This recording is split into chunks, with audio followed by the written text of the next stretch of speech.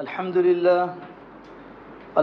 لله وقفا الصلاة والسلام على عباده الذين اصطفى أما بعد فأعوذ بالله من الشيطان الرجيم بسم الله الرحمن الرحيم قال الله تبارك وتعالى في كتابه الكريم واعبدوا الله ولا تشركوا به شيئا وبالوالدين إحسانا وبذي القربى واليتامى والمساكين والجار ذي القربى وجار الجنب والصاحب بالجنب وابن السبيل وما ملكت أيمانكم إن الله لا يحب من كان مختالا فخورا قال النبي صلى الله عليه وسلم ما زال جبريل يوصيني بالجار حتى ظننت أنه سيورثه إن الله وملائكته يصلون على النبي يا أيها الذين آمنوا صلوا عليه وسلموا تسليما اللهم صل على محمد وعلى آل محمد كما صليت على إبراهيم وعلى آل إبراهيم إنك حميد مجيد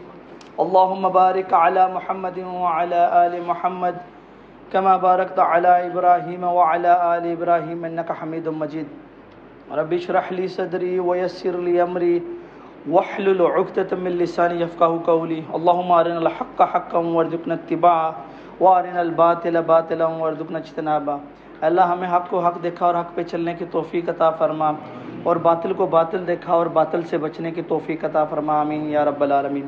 میرے بھائیوں، بزرگوں، عزیز نوجوانوں، السلام علیکم ورحمۃ اللہ وبرکاتہ۔ جیسے کہ آپ کو بخوبی علم ہے کہ جیسے ہماری مسجد میں سلسلہ وار دروس آپ کے سامنے رکھے جاتے ہیں، ہر جمعہ کی نشست میں ایک مختلف موضوع پہ آپ کے سامنے بات رکھی جاتی ہے، تو گزشتہ 3 جمعوں سے آپ کے سامنے سماجی تعلقات کے موضوع پہ بحث ہو رہی ہے۔ ایک جو چیز ان 3 جمعہ پہلے بتانی چاہیے تھی، مجھے کل اس کا انشراح ہوا، میں نے بولا کہ وہ آپ کے سامنے رکھ دوں چونکہ وہ بھی بہت ضروری ہے۔ اللہ تعالیٰ نے قرآن میں، حدیث میں اور حضور صلی اللہ علیہ وسلم کی سنت میں جو چیزیں ہماری زندگی میں پہنچائی ہیں، وہ کل احکامات کا کچھ حصہ تو حقوق اللہ کے ضمن میں آتا ہے اور کچھ حقوق العباد کے ضمن میں آتا ہے۔ آپ کو یہ سن کر تعجب ہوگا کہ اللہ تعالیٰ نے جب احکام شریعت نازل کیے تو اللہ تعالیٰ نے اپنا حصہ بہت قلیل رکھا۔ شریعت کا، احکامات کا جو کرنے کے کام ہیں، اس میں اللہ تعالیٰ نے اپنا جو حصہ ہے وہ بہت کم رکھا ہے۔ ایون کہ جو آیت میں نے آپ کے سامنے تلاوت کی ہے، اس آیت کی روشنی میں بھی یہ چیز سمجھ لیجئے کہ اللہ نے اپنا حصہ کتنا رکھا ہے اور سماجی تعلقات کا کتنا رکھا ہے۔ سورہ نساء کی آیت نمبر 36 ہے، جس میں اللہ تعالیٰ فرماتا ہے وَاعْبُدُوا اللَّهَ وَلَا تُشْرِكُوا بِهِ شَيْئًا، اور اللہ کی بندگی کرو اور اس کے ساتھ کسی کو شریک نہ ٹھہراؤ۔ اب یہ دیکھیں، اللہ نے پوری آیت کا جو ابتدا کی وہ ایک آیت کے ٹکڑے سے کی، اس کے بعد اللہ تعالیٰ نے دیکھے کتنے احکامات نازل کیے۔ وَبِالْوَالِدَيْنِ إِحْسَانًا وَبِذِي الْقُرْبَى وَالْيَتَامَى وَالْمَسَاكِينِ وَالْجَارِ ذِي الْقُرْبَى وَالْجَارِ الْجُنُبِ وَالصَّاحِبِ بِالْجَنبِ وَابْنِ السَّبِيلِ وَمَا مَلَكَتْ أَيْمَانُكُمْ، کہ لوگوں آگاہ ہو جاؤ کہ اللہ کے ساتھ کسی کو شریک نہ کرو، اسی کی عبادت کرو۔ اس کے بعد فرمایا اپنے والدین کے ساتھ حسن سلوک کرو، رشتہ داروں کے ساتھ حسن سلوک کرو، یتیموں کے ساتھ کرو، مسکینوں کے ساتھ کرو، ہمسایہ کے ساتھ کرو، اجنبی ہمسایہ کے ساتھ کرو، جس کے ساتھ آپ کا تعلق بہت قلیل ہوتا ہے، مختصر مدت کے لیے ہوتا ہے، اس کے ساتھ کرو، اور مسافر کے ساتھ حسن سلوک کرو، اور وہ جو تمہارے غلام ہیں ان کے ساتھ۔ اب دیکھیے، اللہ تعالیٰ نے سورہ نساء کے اس ٹکڑے میں صرف ایک خاص حصہ اپنے لیے کیا، باقی سارا اللہ نے سماجی تعلقات پہ رکھ دیا۔ گو کہ احکام شریعت باقی بھی اللہ کے حکم کی کتابیں ہیں۔ اب میں آپ کو پریکٹیکل اگزامپل سے سمجھاتا ہوں۔ جیسے اللہ تعالیٰ نے اپنے لیے دن میں 5 وقت کی نماز ہم سے طلب کی ہے، وہ 5 وقت کے جو فرائض ہیں، ٹوٹل 17 فرائض بنتے ہیں۔ اگر ایک معتدل رفتار سے بھی اگر ان کو پڑھا جائے تو 2 منٹ سے زیادہ نہیں لگتے۔ اگر ہم ان 17 رکعات کو اگر 2 کے ساتھ ملٹیپلائی کرتے ہیں تو وہ تقریباً آدھا گھنٹہ 34 منٹ بنتے ہیں. اگر آپ اس میں بھی پورا سنت اور نوافل کو بھی ڈال دیں تو یہ 1 گھنٹہ بنتا ہے. کوئی آدمی کتنا بھی معتدل ہو کے یا کسی طرح بھی وہ کرے تو وہ سارے یہ جو فرائض ہے کم سے کم یہ 40 سے 60 منٹ کے اندر اندر ہو جاتے ہیں. اللہ تعالیٰ نے اس صرف 24 گھنٹے میں 1 گھنٹہ اپنے لیے رکھا، باقی 23 گھنٹے رکھے. معاملات کیا ہیں، محبت کیا ہے، اخوت کیا ہے، نرمی رکھی ہے، بھائی چارہ رکھا ہے، صلہ رحمی رکھی ہے، رشتہ داروں کے حقوق رکھے ہیں، والدین کے حقوق رکھے ہیں، زوجین کے حقوق رکھے ہیں، ہمسایوں کے حقوق رکھے ہیں. اللہ تعالیٰ نے پورے احکام شریعت کو بولا کہ میری بندگی کے بعد باقی سارا جو حصہ آپ کا ہے آپ نے معاملات میں اپنے سے کھڑا رہنا ہے. اس میں ایک انسان کی اللہ تعالیٰ نے اتنی تکریم رکھی ہے، اتنی تواضع رکھی ہے کہ ایک حدیث میں آپ صلی اللہ علیہ وسلم یہ فرماتے ہیں کہ جس نے کسی دکھی انسان کی مدد کی وہ اس سے بڑھ کر ہے کہ جیسے اس نے مسجد نبوی میں 1 مہینے اعتکاف کیا ہو. تو یہ اللہ تعالیٰ انسان کی تکریم بیان کرتا ہے، پھر بعد میں یہ سماجی تعلقات کو بیان کرتا ہے کہ لوگوں آگاہ ہو جاؤ اپنے والدین کے معاملے میں، زوجین کے معاملے میں، رشتہ داروں کے معاملے میں اور پڑوسیوں کے معاملے میں. تو آج جو ہمارا موضوع جو اسی سلسلے کی ایک کڑی ہے، یہ بھی اسی کا ایک ہے کہ آج ہم پڑوسی کے حقوق کے بارے میں بات کریں گے. جیسے میں نے آپ کو قرآن میں مثال دی ہے، سورہ نساء میں اللہ تعالیٰ نے کس طرح اپنا حصہ رکھا ہے اور باقی کس طرح 23 گھنٹے اور ساری زندگی کہا کہ جو عوام کے ساتھ اپنے مخلوق کے ساتھ نرمی کا معاملہ کرو.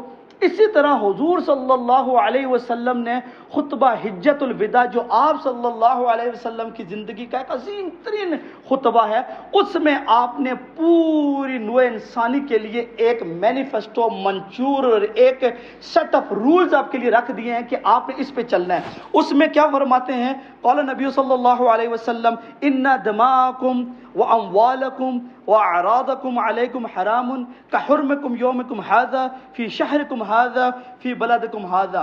لوگوں آگاہ ہو جاؤ، تم پہ اوروں کا خون، مال اور عزت حرام ہے اور اس کی حرمت ایسے ہی ہے کہ جیسے آج کا دن حرمت والا ہے اور یہ شہر حرمت والا ہے اور یہ مہینہ حرمت والا ہے. حالانکہ اس کے بعد بھی اللہ تعالیٰ کے حبیب نے جو ہمیں بیان کیے ہیں وہ بھی آگے بولا کہ کسی گورے کو کالے پہ کوئی فضیلت نہیں ہے، کسی کالے کو گورے پہ کوئی فضیلت حاصل نہیں ہے. اس سے آگے پھر بولا کہ غلاموں کے ساتھ حسن سلوک کرو، اپنی عورتوں کے ساتھ حسن سلوک کرو. گویا کہ قرآن سے بھی آپ دیکھیں، حدیث سے بھی آپ دیکھیں، اللہ تعالیٰ نے جو زندگی کے احکامات نازل کیے ہیں اس میں قریب 95% معاملات کے ہیں جو ہمارا ان 3 ویک سے زیر بحث ہے. اب ہم پڑوسی کے حقوق کے بارے میں بات کرتے ہیں جو اسی سلسلے کی کڑی ہے. دیکھیں اللہ تعالیٰ نے قرآن میں پڑوسی کی 3 قسمیں بیان کی ہیں. پہلی قسم کیا ہے؟ وَجَارِ ذِي الْقُرْبَى. دوسری قسم کیا ہے؟ وَجَارِ الْجُنُبِ. اور تیسری کیا ہے؟ وَصَاحِبَ بِالْجَنْبِ. پہلی قسم یہ ہے کہ ایک ایسا پڑوسی ہے جو آپ کا رشتہ دار بھی ہو. جیسے اگر ہم اپنے ملکوں میں اپنے گاؤں دیہات میں جائیں تو وہاں پہ اکثر ایک کمیونٹی میں سارے اپنے ہی لوگ ہوتے ہیں، لیکن یہ معاملہ شہر میں تھوڑا قدر کم ہوتا ہے. آپ جب شہر میں آتے ہیں تو جو دوسرے ہمسائے آپ کے شہر میں بنتے ہیں وہ ضروری نہیں ہے کہ وہ آپ کے رشتہ دار بھی ہوں. اللہ نے پھر دوسری قسم یہ بیان کی ہے کہ دوسری قسم ہے کہ جو پڑوسی ہو وہ آپ کے رشتہ دار نہ ہوں. اور تیسری قسم اللہ کے حبیب صلوات ربی وسلام علیہ نے قرآن کے ذریعے ہمیں بتایا ہے، وہ یہ ہے کہ جو آپ سے دور ہیں، نہ وہ آپ کے قرابت دار ہیں نہ وہ رشتہ دار ہیں، لیکن ان کے ساتھ آپ کچھ دیر ان کے ساتھ بیٹھتے ہیں. آپ کے کولیگ ہوگے یا کسی سوق میں آپ سے ملتے ہیں، کسی مسجد میں ملتے ہیں. اگر اسی حدیث کو ایک قرآن کی آیت کو ایک حدیث سے جوڑ دیا جائے تو بات واضح ہو جائے گی. اللہ کے حبیب نے فرمایا کہ ہمسائے کا جو احاطہ ہے، جو نیبرہوڈ کا جو احاطہ ہے، وہ 40 گھر سامنے، 40 گھر پیچھے، 40 گھر دائیں اور 40 گھر بائیں ہے. یعنی یہ 40 گھر چاروں اطراف میں مل کے ایک نیبرہوڈ بنتا ہے، ایک ہمسائیگی والا معاملہ بنتا ہے. اس میں بڑی حکمتیں چھپی ہوئی ہیں. ایک چیز تو عقل تسلیم کرتی ہے کہ ایک وہ لوگ ہیں جو ہمارے بازو میں رہتے ہیں، ہمارے پہلو میں رہتے ہیں، اس کا تو ایک عقل تسلیم کرتی ہے۔ حضور صلی اللہ علیہ وسلم نے اس حدیث میں کیوں کہا کہ 40، اس کی ایک ریزن جو مجھے سمجھ آئی ہے وہ یہ ہے کہ دیکھیں کسی بھی کمیونٹی میں ہر گھر محلے کے ساتھ مسجد سکول نہیں ہوتا۔ آپ دیکھیں جامع مسجد ہوگی وہ شاید 30 گھروں کے لیے ہو، 40 گھروں کے لیے ہو، 50 گھروں کے لیے ہو۔ اسی طرح سکول کا معاملہ ہے، یونیورسٹی کا معاملہ ہے، آفیسز کا معاملہ ہے۔ تو یہ جب سارے لوگ جیسے مسجد کی اگزامپل لیتے ہیں، جب وہ ایک دن میں 5 دفعہ نماز کے لیے ایک دوسرے کے ساتھ ملتے ہیں تو کم سے کم ہر ایک کے ذہن میں یہ چیز آ جاتی ہے کہ یہ ہمارے آس پاس میں ہی ہیں۔ اس سے کیا ہوتا ہے؟ اس سے ایک محبت بڑھتی ہے، ایک الفت بنتی ہے، نیبرہوڈ کا معاملہ آتا ہے، اور وہ اللہ تعالیٰ نے اللہ کے حبیب نے اس حدیث میں ہمارے سامنے رکھا ہے۔ اسی طرح حضور صلی اللہ علیہ وسلم نے ایک حدیث میں فرمایا جو حضرت معاویہ بن حیدر رضی اللہ عنہ کی روایت ہے، اس سے وہ راوی ہیں، اس میں کہتے ہیں آپ صلی اللہ علیہ وسلم فرماتے ہیں کہ پڑوسیوں پر آپ کے 9 حقوق ہیں۔ پہلا کیا ہے کہ اگر وہ بیمار ہو تو اس کی عیادت کی جائے۔ دوسرا ہے کہ اگر اس کا انتقال ہو جائے تو اس کے جنازے میں شرکت کی جائے، اس کے جو تدفین کے معاملات میں اس میں اپنا رول ادا کیا جائے۔ اس کے بعد اگر وہ کسی تکلیف میں ہے، معاشی تنگی میں ہے، اس کو قرضہ دے کے اس کی تکلیف کو رفع کیا جائے۔ اگر اس میں کوئی برائی دیکھ لی جائے تو ایسا نہیں ہے کہ اس کا ڈنڈورا پیٹنا شروع کر دے، اس گناہ کا پردہ رکھا جائے۔ اسی طرح اگر آپ کے 5ویں بات، اگر آپ کے پڑوسی کو کوئی نعمت ملتی ہے کہ اگر اس بیٹے کی اگر اس کی اچھی جاب ہو جاتی ہے، ان کو بڑا گھر مل جاتا ہے، یا اللہ تعالیٰ کسی بھی نعمت سے نواز دیتا ہے، ان کے گھر میں حفاظ پیدا ہو جاتے ہیں، یا کوئی بندہ تعلیم مکمل کرتا ہے، تو اس میں ان کے لیے ان کو مبارک بھی دی جائے کہ اللہ نے آپ کو اس نعمت سے بخشا ہے۔ اس طرح اگر ان پہ کوئی مصیبت ٹوٹ پڑتی ہے تو اس کی تعزیت کی جائے۔ اور ایک اور حدیث میں آپ صلی اللہ علیہ وسلم نے فرمایا یہ بہت اہم ہے، جس سے اکثر ہمارے جو برصغیر پاک و ہند کے لوگ اس میں بہت بڑی کوتاہی کرتے ہیں کہ اپنے گھر کی عمارت کو اپنے پڑوسی کی عمارت سے بلند مت کرو کہ اس کی دھوپ اور ہوا کا رستہ نہ روکو۔ یہ تو بہت ہی مختصر سی بات ہے۔ ہمارے ہاں جو کنٹمپریری ایشوز میں آگے بات آئے گی اس میں تو معاملہ اس سے بھی آگے ہے۔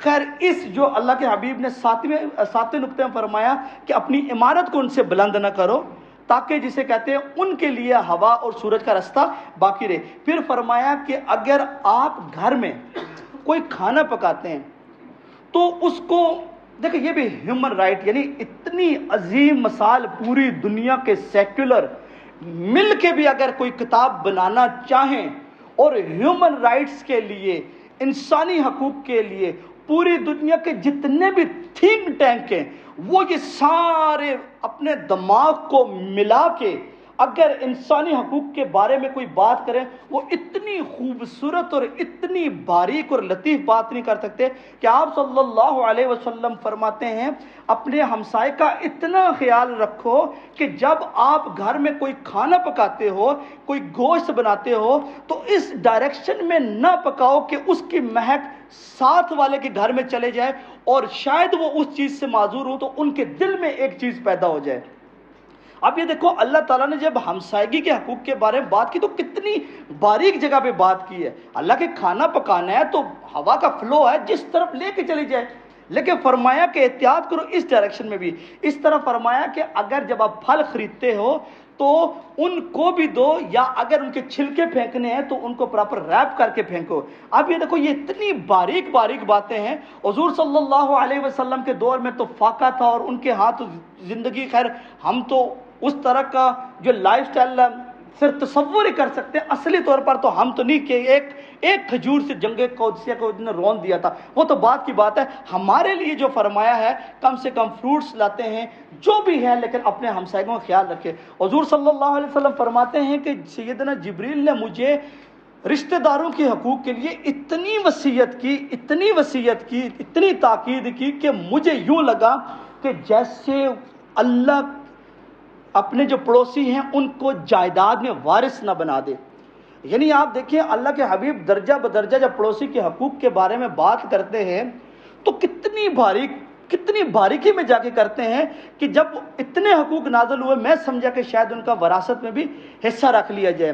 اسی طرح جو حضور صلی اللہ علیہ وسلم کی حدیث آپ کے سامنے رکھی ہے کہ جیسے آپ کا خون، مال، عزت، اس کی حرمت ہے، خون مسلم کی جو حرمت ہے وہ اصل میں اللہ کے کعبے سے بھی زیادہ ہے، اسی طرح ان کی عزت کا خیال رکھا جائے۔ بلکہ ایک حدیث میرے ذہن میں آ رہی ہے، اللہ کے حبیب فرماتے ہیں اللہ کے نزدیک سب سے غلیظ اور گندا آدمی وہ ہے کہ جو اپنی ہمسائے کی بیوی کے اوپر نظر رکھتا ہے، اور فرمایا کہ جو ہمسائے کی عورت سے زنا کرتا ہے اس کی مثال ایسی ہے کہ جس نے عام عورتوں سے 10 عورتوں کے برابر وہ گناہ شاید اتنا سیریس نہ ہو جتنا اتنا زیادہ ہے۔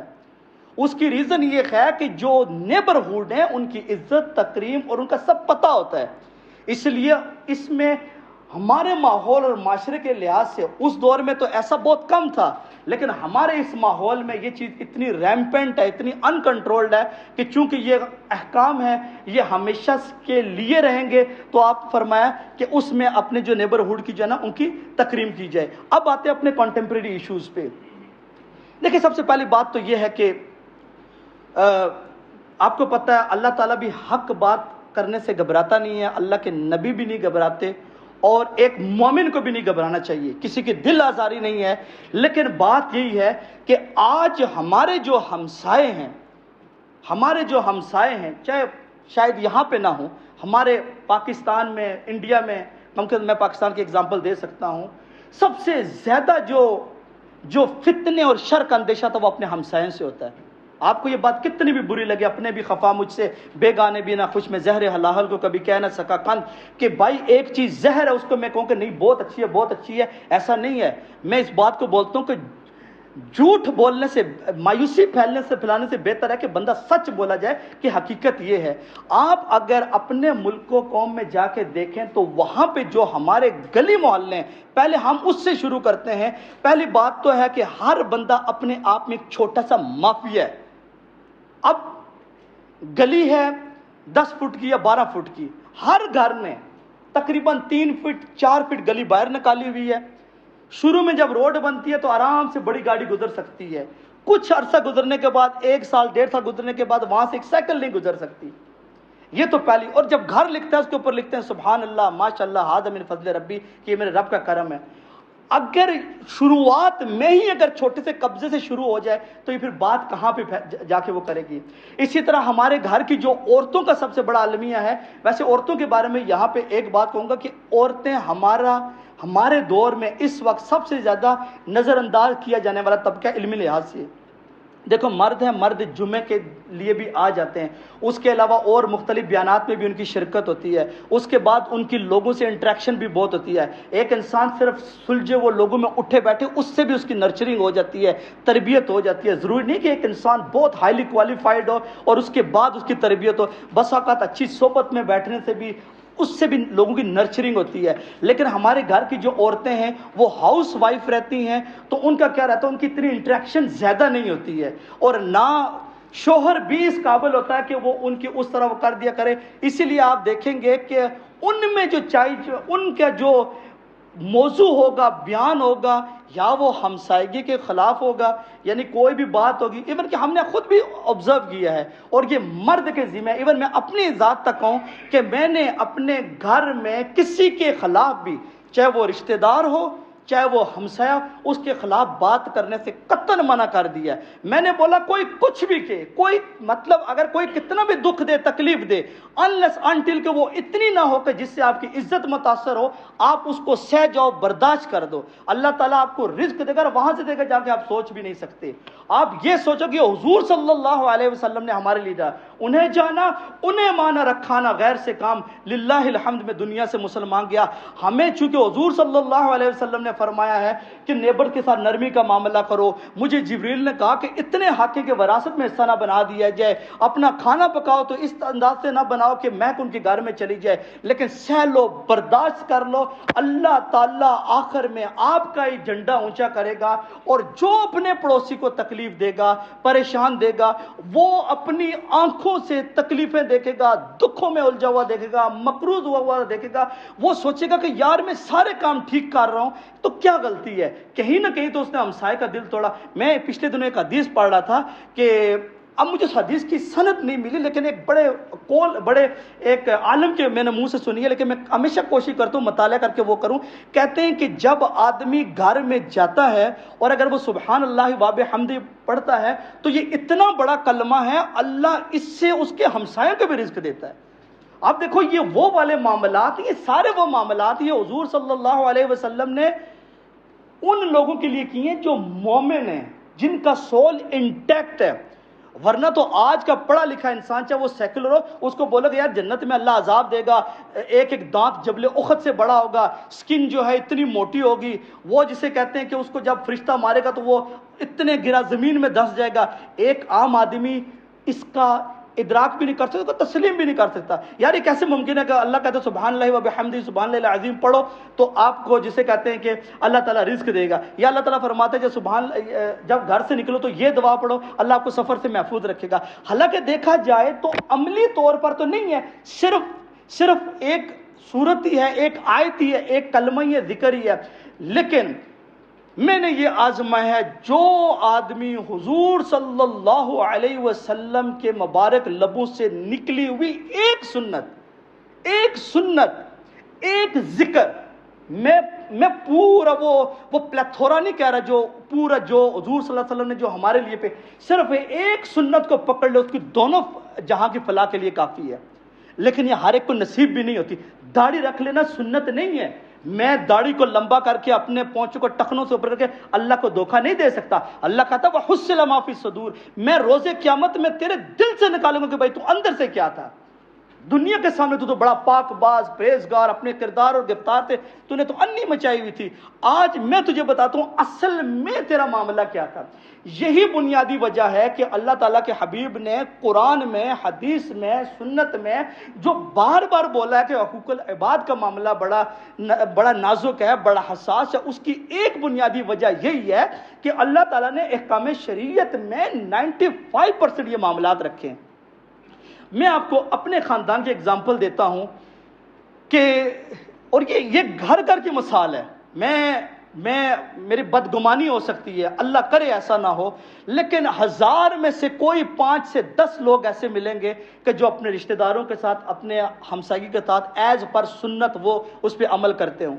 یہ تو ہمارے گھر کا معاملہ ہے، بھائی سے بات نہیں کر رہا، چاچا بھتیجے سے بات نہیں کر رہا، قتل ہو رہے ہیں۔ اور جتنے ہمارے ملک پاکستان میں جتنے زمین کے نام پہ قتل ہو رہے ہیں، میرا نہیں خیال کہ اتنے کہیں بھی ہوں گے۔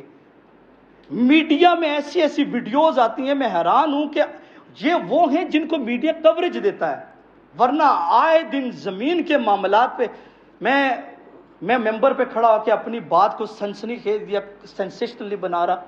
خدا گواہ ہے، میں نے 3 دن پہلے ایک ویڈیو دیکھی ہے، شاید آپ کی نظر گزرے، ایک بیٹا اپنے باپ کو منہ پہ جوتیاں مار رہا ہے اور اس کا دوسرا بھائی اس کے ساتھ کھڑا ہوا ہے اور اس کے پیچھے بیوی ہے یا اس کی بہو ہے، مجھے نہیں پتا، وہ بول رہی ہے اور مارو اور مارو اور مارو، اور اس بندے کی داڑھی مجھ سے لمبی ہے۔ خدا کی قسم نہیں کھانی چاہیے، لیکن میں اس پہ کہ میں کوئی یہ حالت ہے، یہ نہیں کہ گھر کی حالت ہے، لیکن آپ کسی پڑھے لکھے مذہبی گرانے سے بھی آپ پوچھ لیں، کہیں نہ کہیں کوئی چاچا سے نہیں بات کر رہا، کوئی رزق کوئی نانا سے نہیں بات کر رہا، کسی کا کوئی سسرال سے بات نہیں کر رہا، بیویوں کو لے آتے ساری زندگی اس کی والدہ سے بات نہیں کرتے، تب بھی تو رزق رکے ہوئے ہیں۔ جو بندہ رشتہ داری کا یہ لحاظ رکھے گا، یہ پاس رکھے گا، تو اس کا دکھی ہونا بنتا ہے، اس کا تکلیف ہونا بنتا ہے، اس کا مقروض ہونا بنتا ہے، وہ در بدر کی ٹھوکریں کھائے وہ بنتا ہے۔ اور جو آدمی اللہ کی سن کے صبر کر کے توقف کر کے کہ یار یہ اللہ کے نبی کا حکم ہے، وہ اس پہ صابر ہے، پھر بھی رابطہ رکھتا ہے، اللہ اس کو رزق پہنچاتا ہے۔ میں نے ایسے لوگوں کو بھی دیکھا ہے کہ حالات تاریک ترین اللہ تعالیٰ ان کو اٹھا کے نکال کے اچھے عہدوں پہ جاتا ہے۔ ایسے لوگوں کو بھی دیکھا ہے جو صبح سے لے کر شام تک در بدر ٹھوکریں کھاتے ہیں، لیکن ان کے حصے میں ماں سوائے ذلت کے، دکھ کے، تکلیف کے، قطع رحمی کے ان کے حصے میں کچھ بھی نہیں آتا۔ اس کی ایک ہی بنیادی وجہ ہے کہ جو ہمارے رشتہ داروں کے حقوق ہیں، جو ہمارے ہمسایوں کے حقوق ہیں، جو ہمارے قرب و جوار میں جو ہمارے بنیادی طور پر قریبی ہیں، ہم ان کے ساتھ ہمارا صلہ رحمی کا معاملہ نہیں کرواتے. جیسے گزشتہ دونوں جمعوں میں یہ بیان ہوئی ہے، حضور صلی اللہ علیہ وسلم فرماتے ہیں کہ جو چاہتا ہے اس کے رزق میں برکت ہو اور جو چاہتا ہے کہ اس کی زندگی میں برکت ہو تو وہ صلہ رحمی کرے. یار کتنی مختصر بات کی ہے. میں ایک دفعہ ایک کلپ سن رہا تھا، وہ ایک کوئی شخص تھے، ان کی کافی بیماری تھی، وہ ہر جگہ جا رہے ہیں. بسا اوقات کچھ بیماریاں آپ کو ایسی ہوتی ہیں کہ جو ڈاکٹر بھی ڈائگنوز نہیں کر سکتا. وہ کبھی ایک طرف جا رہا ہے، کبھی دوسری طرف جا رہا ہے. در بدر کی ٹھوکریں کھانے کے بعد وہ ایک عالم کے پاس جاتا ہے اور اس نے بولا چلو روحانی علاج کرتے ہیں. تو اس نے اس کو بولا کہ ابھی جو میں تمہیں کام کہوں گا یہ تم کرنا، تمہاری بیماری ختم ہو جائے گی. اب اس نے اس کو بولا کہ بھائی تمہارے رشتہ دار میں کون کون حیات ہے؟ اس نے بولا کہ میرے چچا ہیں، میری پھپھو ہیں، میری ماما ہے، میری ساس ہے، یہ ہوا ہے. اس نے بولا آج کے بعد ان سب کے حق میں دعا کرو اور ان سب کے ساتھ تعلق رکھو، اور مستقل بنیاد کے اوپر ساتھ تعلق رکھو. ان کی غمی میں شریک ہو، ان کی خوشی میں شریک ہو، ان کے حق میں دعا کرو، پھر میرے پاس آنا. 2-3 مہینے کے بعد گزر اس کی بیماری ختم ہوگی. مجھے نہیں پتا اس کی کیا حقیقت ہے، لیکن میں کہتا ہوں حضور صلی اللہ علیہ وسلم کا قول حق ہے. ان خیر الحدیث کتاب اللہ، خیر الہدی ہدی محمد صلی اللہ علیہ وسلم.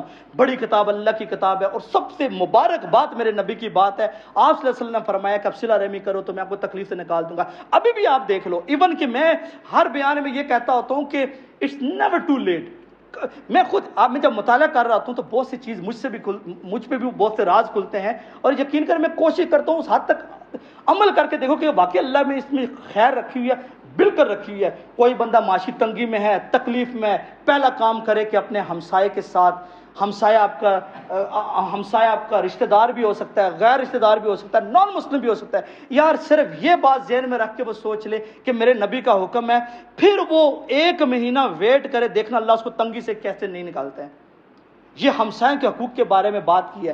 اور میں اپنی ایک فیملی کی ہی ایک بات بتا رہا ہوں. وہاں پہ ریسنٹلی ایک واقعہ ہوا ہے.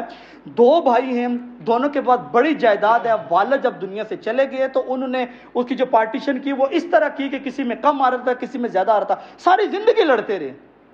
سگے بھائی ہیں. اینڈ کیا ہوا آپ سوچیں. میری اپنی زندگی میں ایسا عجیب نوعیت کا پہلا واقعہ ہے.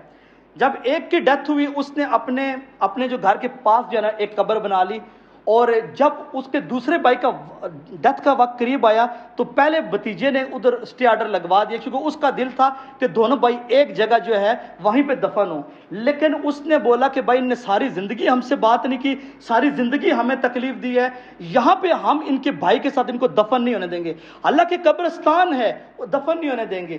ان نے اسٹے آرڈر لگوا دیا. انہوں نے بدلہ کیا لیا؟ وہ جو سڑک ان کے گھر کی طرف جا رہی تھی، اس سڑک کے اینڈ سڑک میں انہوں نے قبر لگا دی. اب یعنی کہ جب وہ قبر لگا دی، اب وہ کوئی دکان تو نہیں ختم ہو جائے، گھر تو نہیں ختم ہو جائے. اب انہوں نے بولا کہ بھائی اگر انہوں نے یہ رستہ بند کیا، ہم ان کا یہ رستہ بند کر دیں گے. یار ساری سگے بھائی ہیں، ساری زندگی. اب اگر فار ایگزامپل کوئی ایسا قبر بنا لے کہ جو فار ایگزامپل ریزیڈینشیل ایریا میں، بھائی پلاٹ ہے اپنی جگہ پہ ہے، لیکن ایک اخلاقی آپ کی ذمہ داری بھی ہے کہ قبرستان میں جا کے دفنائے جاتے ہیں. لیکن انہیں صرف ضد پہ اس طرح کی، یہ ایک مثال نہیں ہے، کئی مثالیں ہیں. ابھی اس ایک گھر کی وجہ سے قرب و جوار کے سارے لوگ متاثر ہو رہے ہیں. اور ابھی آپ مجھے بتائیں مرنے کے بعد وہ ان کو دعا دیں گے، بد دعا دیں گے؟ میں نے ایک سے پوچھا تو وہ بولتے ہیں کہ یار ہم تو یہ بولتے ہیں اللہ جیسے دنیا میں ان کو تو نے دکھ و تکلیف میں رکھا ہے، قبر میں بھی رکھ اور آخرت میں بھی رکھ. چونکہ صبح اٹھتے تو سامنے قبر آتی ہے. تو یہ صرف ضد ہے، انا ہے، فالس ایگو ہے، شیطان کا حملہ ہے. یہ تب ہوتا ہے کہ جب انسان اپنے اندر یہ حضور صلی اللہ علیہ وسلم کی سیرت اور قرآن کو جب دور رکھتا ہے، اس کو ان کے معاملات کی حساسیت کا پتہ نہیں ہوتا کہ والدین کے حقوق کیا ہے، رشتہ داروں کے حقوق کیا ہے، ہمسایوں کے حقوق کیا ہے. تو پھر وہ شیطان ایک وقت اتنا آپ کے اوپر غلبہ ڈال دیتا ہے، پھر آپ کو حق نظر نہیں آتا، جس کی میں ہر شروع میں بات کرتا ہوں کہ اللہ ہمیں حق کو حق دکھا. پھر اللہ دلوں پہ مور لگا دیتا ہے، جو کہ اللہ قرآن میں فرماتا ہے ختم اللہ علی قلوبہم وعلی سمعہم وعلی ابصارہم. ہم ان کے دلوں پہ بھی مور لگا دیتے، ان کے کانوں پہ بھی مور لگا دیتے، ان کے آنکھوں پہ بھی مور لگا دیتے. اور یہ حق ہوتا ہے. اسی وجہ سے آپ نے دیکھا کتنے بڑے سنگر ہیں، مووی سٹار ہیں، پالیٹیشین ہیں، 80 سال ہو جاتے ہیں، کتنے بائی پاس ہو چکے ہوتے ہیں، دلوں میں کتنے سٹنٹ پڑے ہوتے ہیں، لیکن پھر بھی فلم ایکٹنگ ہی کر رہے ہوتے ہیں. پھر بھی وہ کیوں؟ جوانی تھی تو سیکھا نہیں. اب بڑھاپے میں اتنا زیادہ ہو گیا کہ آپ ایون کہ کوئی مسلمان ایکٹر ہے آپ اس سے انٹرویو لیں گے تو وہ بولے گا نہیں بھائی میں تو بالکل عام سا مسلم ہوں، اور وہ سوچے گا جنت تو پکی ہے میرے لیے۔ اس لیے یہ بہت ضروری ہوتا ہے کہ انسان اپنی اصلاح کرتا رہے، تاکہ جسے کہتے ہیں اس سٹیج پہ نہ پہنچ جائے کہ جہاں پہ اللہ تعالیٰ کے حبیب اللہ نے قرآن میں فرمایا ہے کہ ہم ان کے دلوں پہ مہر لگاتے ہیں۔ اور آخری بات ہے، حضور صلی اللہ علیہ وسلم نے ہمیں ایک دعا سکھائی ہے، وہ دعا یہ ہے کہ اگر آپ وہ دعا مانگیں گے تو اس میں کیا ہوگا کہ یہ آپ کو ہر طرح کے شر سے اللہ محفوظ فرمائے گا۔ وہ دعا ہے اللہم انی اعوذ بک من یوم السوء ومن ساعۃ السوء ومن ليلۃ السوء ومن جار السوء۔ اے اللہ ہمیں بری گھڑی سے ہماری حفاظت فرما، اے اللہ ہمارے برے لمحے سے ہماری حفاظت فرما، اے اللہ کسی بری رات سے ہماری حفاظت فرما، اے اللہ ایسی ہمسائے سے ہماری حفاظت فرما کہ جو برا ہو، جو ڈارک سائڈ رکھتا ہو۔ اور ایک اور حدیث میں آپ صلی اللہ علیہ وسلم فرماتے ہیں 3 چیزیں نعمت ہیں، ایک اچھی بیوی، ایک اچھا ہمسایہ اور ایک اچھی سواری۔ اور اگر ہم اس سب پہ اوپر بغور کریں تو واقعی چونکہ بیوی نے بھی ساری زندگی ساتھ رہنا ہوتا ہے، ہمسائے نے بھی ساری زندگی ساتھ رہنا ہوتا ہے، اور سفر میں سواری سب سے امپورٹنٹ ہوتی ہے۔ اللہ تعالیٰ سے دعا ہے کہ اللہ تعالیٰ ہمیں اس کا فہم نصیب فرمائے، ہمیں اچھی ہمسائیگی نصیب فرمائے، ہمیں خود اچھا ہمسایہ بنائے، ہمیں معاملات میں نرمی کا رویہ اختیار کرنے کی توفیق عطا فرمائے۔ اقول قولی ھذا وصلی اللہ وسلم وبارک علی نبینا محمد۔ السلام علیکم ورحمۃ اللہ وبرکاتہ۔